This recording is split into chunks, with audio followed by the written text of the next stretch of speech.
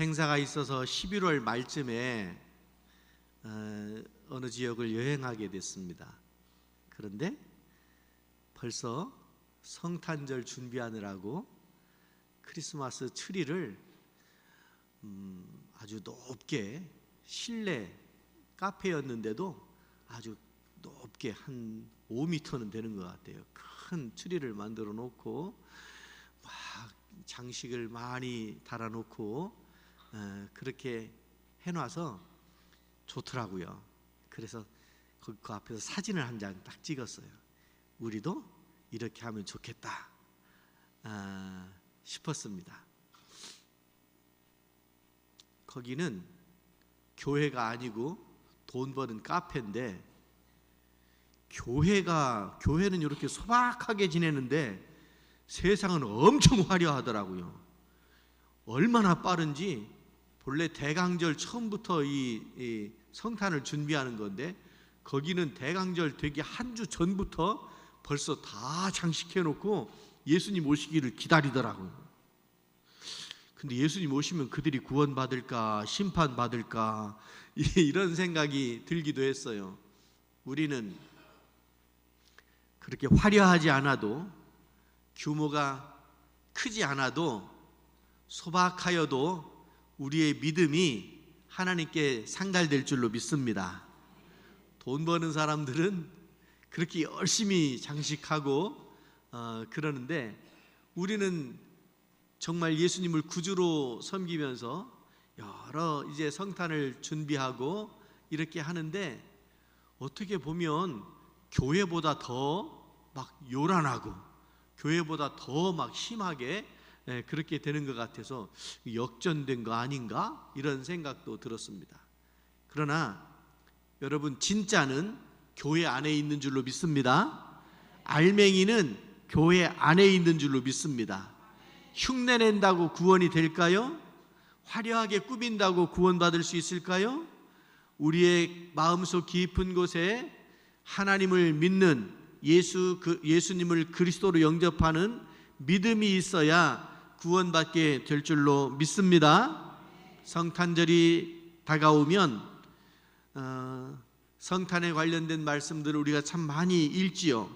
오늘 또 누가복음 2장의 말씀을 통해서 큰 기쁨의 좋은 소식, 큰 기쁨의 좋은 소식을 듣고 전해야 되는 목자들 이야기가 나오고, 또 예수님을 만나고 하늘에는 영광이요 땅에는 온전한 평화가 임하게 되었다고 하는 그런 고백들을 하게 되는데, 오늘 말씀을 통해서 큰 기쁨의 좋은 소식을 듣는 우리뿐만 아니라 또 힘들고 어려운 상황 속에 놓여져 있는 세상을 향해서, 또 다른 사람들을 향해서 이 복음이 선포되어지고 전도되어지는 그런 기회가 되어야 할 줄로 믿습니다.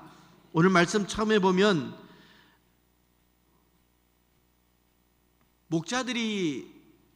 목동들이 양을 치는 지역을 말하잖아요.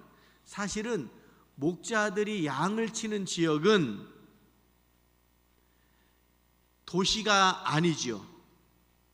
시골이기도 하고, 시골 중에서도 이 신분적으로 조금 천한 사람들이 목동이었어요. 그러니까 주류 사회에 편입되지 못한 소외당한 사람들이 목동 일을 했고, 그들이 또 이렇게 목동의 일을 하는 그 지역 자체가 도시에서 외곽으로 이렇게 밀려나는 그런 지역에서 목동을 하고 양을 치던 곳이 아니었습니까? 그래서 그 지역에 이렇게 시작되어지는 오늘 8절의 말씀을 보면, 그 지역, 소외된 지역이었는데 목자들이 이렇게 밝고 환한 때도 아니고 밤중에 천사들을 만나게 되는 거예요. 밝고 환한 때가 아니고 어둡고 캄캄한 세상을 살아가는 그들에게 천사들이 나타났다고 하는 것이죠. 여러분, 예수님께서 이 땅에 오실 때를 이것이 이제 성경에만 기록되어져 있는 것이 아니잖아요.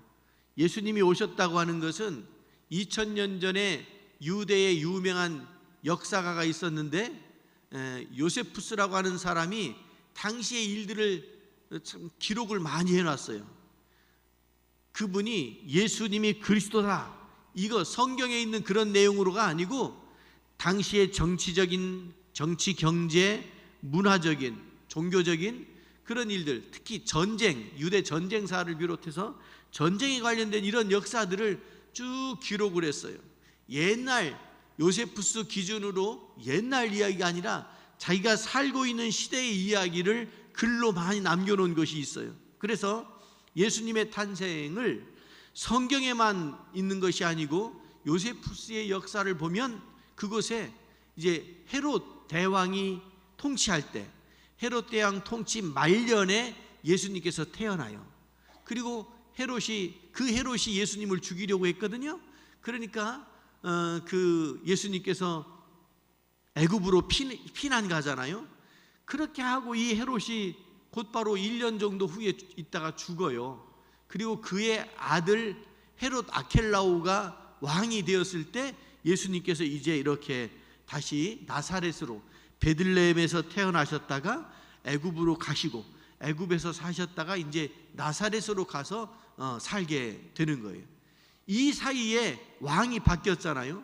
그러니까 헤롯 아켈라오가 왕이 되어지고 하는 이런 이야기들이 요세푸스의 책에 보면, 역사 책에 보면 그런 내용들이 나오는 것을 보게 돼요. 이때가 역사를 계산해 보면 주전 4년, BC 4년에 예수님께서 태어났다라고 하는 것이 이렇게 역산해 보면 숫자로 이렇게 나오게 되는 거예요.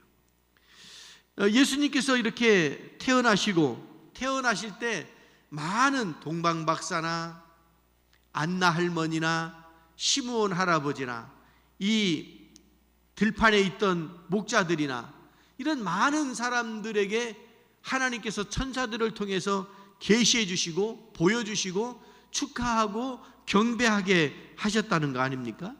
오늘 오후 예배는 교회학교 또 문화부 찬양대에서 준비한 문화제를 가지려고 해요.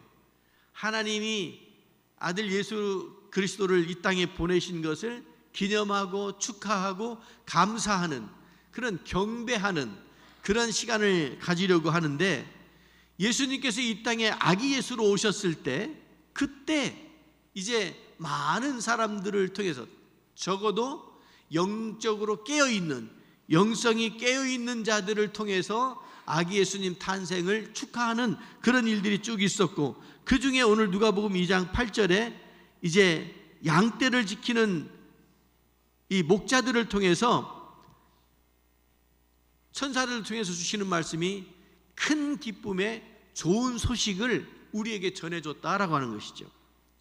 여러분, 좋은 소식이 뭐냐면 영어로 표현하면 조금 명확해질까요? 굿 뉴스, 이렇게 되죠. 굿 뉴스. 사방팔방, 뉴스가 동서남북을 가리키잖아요.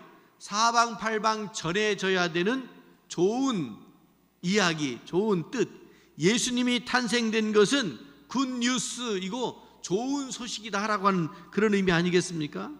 본래 예수께서 이 땅에 오셨을 때 구세주로 오시게 되는데, 구세주로 오신 그 예수님이 이제 복음이 되어서, 복음이 복된 소식이잖아요. 복된 소리, 복된 소식, 굿뉴스 이렇게 되는데, 이 복된 소식이 온 백성에게 미쳐지고 그 예수께서 이 땅에 오셨다라고 하는 것을 듣는 자들이 전부 큰 기쁨을 누리게 된다라고 하는 그런 의미 아니겠습니까? 목자들을 통해서 주시는 말씀이 큰 기쁨의 좋은 소식이 우리들에게만이 아니고 듣는 모두에게 전해져야 되는 것이 바로 예수의 탄생이다라고 하는 것이 아니겠습니까? 이제 새벽송 돌아도 되는데, 새벽송 어떻게 내일 모레 한번 해보실래요? 그건 애들이 하는 거라고요? 그럼 애들 시키고 선물 이만큼씩 준비해 놓으실래요? 코로나가 참 많은 걸 바꿔놨어요. 저도 코로나 전에는 그 다 했어요. 쉽지 않았지요.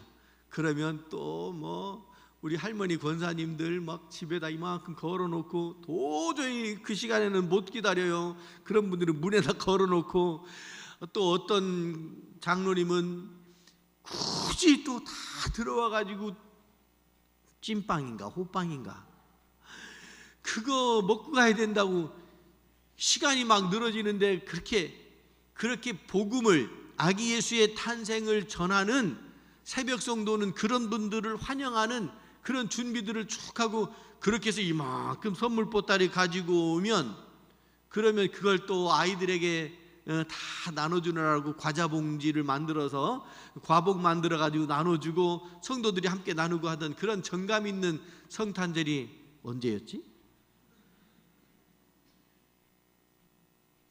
코로나 지나갔으니까 내년에 한번 준비해서 한번 해보십시다 라고 말씀드리니 목사님이 하세요 그러시는 것 같아요. 네. 여러분, 새벽 성도인다고 하는 것이 뭐냐면 큰 기쁨의 좋은 소식을 다니면서 전하는 거예요. 저도 기억이 나요. 교회마다 이렇게 다니면요, 여기서 고요한 밤, 저쪽 교회가 또 저쪽에서 거룩한 밤, 이게 참 아름답게 그 밤중에 조용하게 뭐 떠들썩하게, 요즘에 사람들이 뭐 소음이라고 뭐 잠 좀 자자고 그러는데, 자기들이 떠드는 거 더 떠들면서 교회에서 고요한 밤 거룩한 밤 했다고 종쳤다고 민원 놓고 막 그러는 시대, 험한 시대를 살아가지만, 근데 우리 교회 보니까 우리 교회는 할 수 있을 것 같아요. 뭐 다 교회 다니는데 뭐 우리 주류가 교회야. 그러니까 또 교회 안 다니는 집도 다니면서 축복해주고 복음을 전해주고, 그러면 얼마나 좋을까, 이런 생각을 오늘 말씀을 준비하면서 그런 생각을 하게 된 것이죠.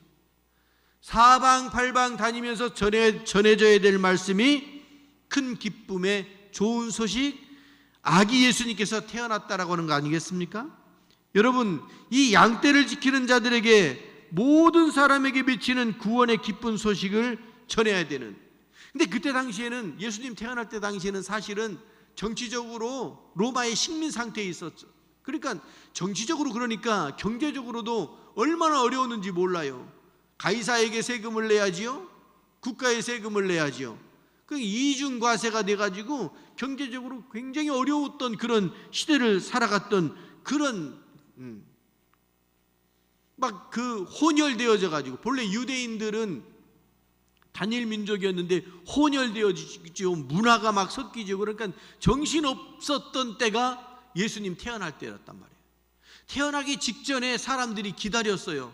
말세다, 진짜 말세다, 메시아가 와야, 구세주가 와야 이 문제가 해결될 것이라고 이렇게 생각하고 메시아를 기다린 거 아닙니까? 점점 시대가, GDP는 올라가는지 모르겠지만 세상 살아가는 것이 얼마나 어두워지고 얼마나 복잡해지는지 몰라요. 세상에 정치에 희망을 건다고요? 경제에 희망을 건다고요? 살아보니까 그렇지 않아요. 그렇지 않아요. 여러분, 우리가 사실 이만큼 사는 것도 어떻게 보면 빚내가지고 이만큼 사는 거 아닌가? 이런 생각도 들어요. 아파트에 사는 사람들 그럴듯하게 사는 것 같은데요, 거기 다 뭐예요? 대출 받아가지고, 빚 갚느라고 대출 받아가지고 그렇게 살고 있는 거예요. 그러고 보면 우리가 살고 있는 이 시대가 참 어둡고 캄캄한, 이 목자들이 저 들판에 완전히 진짜 한대에서 살고 있는 것 같은 그런 시대가 아닌가. 그래서 우리는 메시아를 기다려야 되는, 예수님을 기다려야 되는, 말세다 말세다 하면서 예수님을 기다려야 진정한 평화가, 진정한 사랑이 이 땅에 머무르는 거 아닌가, 이런 생각들이 점점 더 강해지고 강화되어지는 것 같아요. 예수님께서 오셔서 그들에게, 식민 상태에 있는 그들에게 정치적 메시아로 오신 것이 아니고 영적으로 살려내기 위해서 메시아로 이 땅에 우리 주님께서 오신 줄로 믿습니다. 왜 우리가 기뻐하는지, 왜 즐거워해야 하는지도 모르고 세상은 연말에 요즘에 이렇게 식당 가서 요즘 좀 많이 어려우시지요? 바쁘시지요? 그랬더니 작년만 못해요. 왜 그래요? 그랬더니 뻔하잖아요. 그리고 저길 쳐다보더라고. 저기에 누가 있어요? 대통령이 거기 있는 것 같아. 정치하는 사람들이 거기 있는 것 같아. 때를 만났다고 물 만났다고 얼마나 진짜. 여러분, 세상의 정치가 우리를 살려냅니까? 그러지 못합니다. 세상 정치는요, 상대를 죽이지 못해서 아주 그렇게 혼란스러워요. 여러분, 우리가 살 수 있는 길은 하나님이 우리를 사랑하셔서 메시아를 보내주시고 그 사랑으로 오신 그 예수님을 믿음으로 우리의 모든 문제들이 해결되어지는 줄로 믿습니다. 이 사랑을 전하는 것이 큰 기쁨의 좋은 소식이 되어야 한다고 하는 거 아니겠습니까? 그리고 두 번째로, 지극히 높은 곳에서는 하나님께 영광이요 이 땅에서는 평화가 임해야 된다고 하는 것을 말씀하고 있습니다. 예수님께서 이 땅에 오셨지요. 성육신 몸을 입고 이 땅에 오셨지요. 본래 예수님은 하나님으로 하늘에 계셨던 분인데 몸을 입고 제한된 육신의 몸으로 이 땅에 오셨지 않습니까? 이것을 성육신이라고 그러잖아요.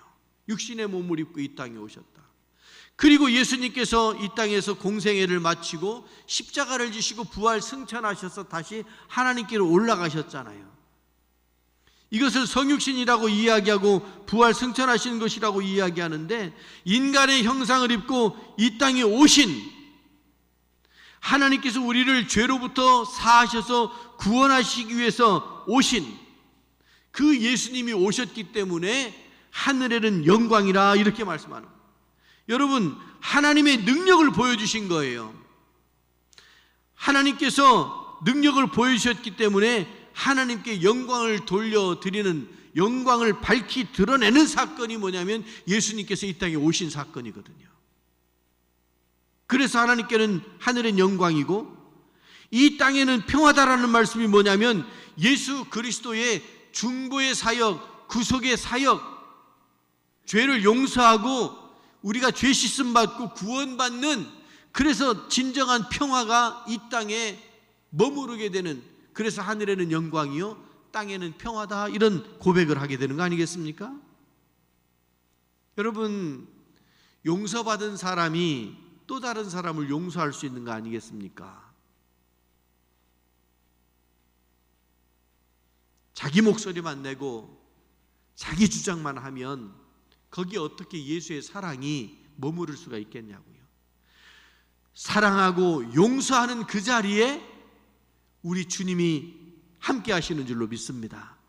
그래야 서로 손잡을 수 있고, 그래야 이 땅에 진정한 평화가 임하게 된다는 거 아닙니까? 그래서 하나님께는 하늘에는 영광이고 이 땅에는 평화, 진정한 평화가 임하는 사건이 예수 그리스도 이 땅에 오심 아니겠습니까? 마지막으로, 기쁨의 소식이라고 하는 것이 사실은 이적과 표적 아니겠습니까? 이 목자들이 천사의 계시를 받고서 그 말씀이 사실인지 확인하기 위해서 천사가 가르쳐준 곳으로 갔더니 거기에 아기가 있었고 그 아기가 예수님이었다는 거 아닙니까? 확인한 거예요. 아기 예수가 이 땅에 오셨다, 메시아가 오셨다라고 하는 이야기를 듣고 그들이 가서 확인을 했어요. 이것이 뭐냐면 체험이다, 체험적 신앙이다, 이렇게 말씀을 드릴 수가 있는 거죠. 목자들에게 기쁨의 소식을 계시할 뿐만 아니라 아기 예수를 표적으로 보여주셔서 그들이 복음에 대한, 아기 예수에 대한 구원의 확신, 아기 예수를 만난 복음의 확신을 갖게 하셨다라고 하는 거예요. 이 땅을 살아가는 우리들에게 필요한 것이 있다면 그것은 바로 구원의 확신인 줄로 믿습니다. 여러분들이 구원의 확신을 가지고 계시기 때문에 지금도 이 자리에 와서 예배 드리는 거 아니겠습니까? 예수님을 믿어야 구원받는다라고 하는 것을 확신하기 때문에 이 목자들처럼 들은 것으로만 끝나는 것이 아니고 그 들은 것이 내 삶에 체험적으로 드러나게 되는 거예요. 눈으로 확인하게 되는 거예요.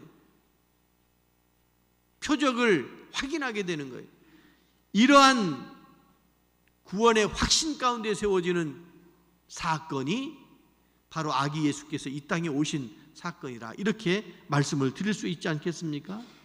바라기는 오늘 이 자리에 계신 여러분 모두에게 큰 기쁨의 좋은 소식이 들려졌으므로 그것을 통해서 기쁨이 되실 수 있기를 바랍니다. 뿐만 아니라 이 땅을 살아가는 우리들은 하늘의 영광이요 땅의 기쁨이 주어진 이것을, 영광을 돌리고 그 기쁨을 누리며 사는 여러분들이 되시기를 바랍니다. 진정한 평화가 여러분들에게 임하실 수 있기를 바랍니다. 세상이 아무리 혼란스럽고 어지러워도 주님 품 안에 있으면 우리가 평안을 누리게 될 줄로 믿습니다. 그리고 그러한 구원의 확신 가운데 흔들림이 없는 믿음의 길을 걷는 여러분 모두가 되시기를 주님의 이름으로 축원합니다. 기도하겠습니다. 자비하신 하나님 아버지, 이 아침에 주님을 기다리는 마음으로 예배를 드리며 누가복음의 말씀을 통하여 주신 이 말씀이 저희들에게 생명의 말씀이 되게 하시고 구원의 능력의 말씀이 되게 하여 주시옵소서. 주의 몸된 제단에서 주님을 만나며 그 만남이 표적이 되게 하시고 주님을 만난 그 만남이 우리에게 진정한 평안이 되게 하여 주시옵소서. 세상 혼란스럽지만 주님 안에서 진정한 평화를 누리는 저희들 모두가 되게 하여 주시옵소서. 뿐만 아니라 이 기쁨의 좋은 소식을 세상에 전하는 복음 전도자의 길을 걷는 저희들 모두가 되게 하여 주시옵소서.